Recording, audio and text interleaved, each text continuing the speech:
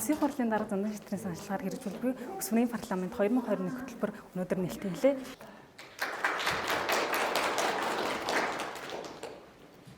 Хөтөлбөр тамигдсан 90 хүүхэд хөтөлбөрийн эцэст гэхэд ямар үр дүн хүрсэн нүг сурсан байх вэ? Нэг анги маань бүтэн жилийн хугацаанд үргэлжлэнэ.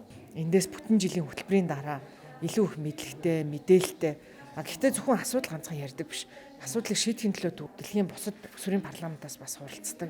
За ийм одоо итвэх оролцоотой мэдлэг чадвартай төрийн байгууллагуудтай ч гэсэн шаардлагатай үед харьцаж асуудлыг төвшүүлж чаддаг ийм хүүхдүүдийг төрүүлж гаргахаар ажиллаж байгаамаа. Одоо ирсэн бол хүүхдийн санаа бодол ямар гэсэн бэ? Сая бас манай сурагч багш нараас бас ярьж байна. Хүүхдүүд хүний эрхийн чиглэлээр видео хийсэн. Тэгээд уур амьсгалын өөрчлөлтийн талаар эссе бичлэг хийсэн. Хүүхдүүд маань асуудал байна гэдэг бол маш сайн мэдээд байна. Гэхдээ шийдлээ сайн мэдэхгүй байна гэжсэн. Энүүн дээр хэн туслах ёстой? Олон улсын байгууллага юм уу? Төр засаг өнөн дээр ямар үүрэг ролтой? Ээж авдаа бид нар бас яаж энэ асуудлыг төвшүүлэх ёстой? Ингээд энэ бүгд дээр шийдлээ төдийлэн сайн мэдэхгүй байгаад байна гэдэг ийм ерөнхийдөө өнгө анзаарчихсан. Өсвөрийн парламентаар дамжуулаад Монгол улсынхаа 1.1 сая хүүхдэд байгаль орчиндөө илүү хайртай, хариуцлагатай иргэн байлгах энэ сургалтыг хийж байгаа. Энэхүү хөтөлбөр тамирагтахаар улсын хэмжээнд 900 гаруй хүүхэд төсөлтэй ирүүлснээс 21 аймаг 9 дүүргийн төлөөлөл болгож нийт 90 сурагчийг шалгаруулад байна. Түрүүнд мэдээж Өсвөрийн парламент орсон маш их баяртай байгаа.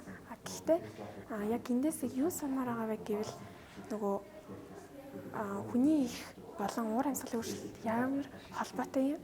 Энд өөрийнхөө дуу хоолойг яаж хүргэж чадах юм? За мөн бусдаа нөлөөллийн ажил хийхийг маш хүсэж байгаа. Хөтөлбөрийн хүрээнд сурагчид хамтран байгаль орчин дээлтэй төсөл санаачлах бөгөөд нэгдсэн үндэсний байгууллагын хүүхдийн сан People in Need олон улсын төрийн бас байгууллага хамтран дэмжиж төслийг хэрэгжүүлэх юм аа.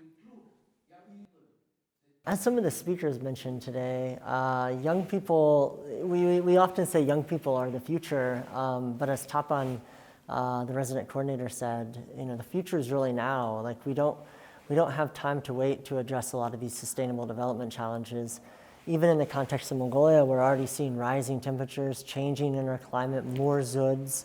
So it's really important that our young people understand sustainable development, the climate change impacts, because they're going to be addressing a lot of these issues in a not so distant future, and some of them already are, in fact.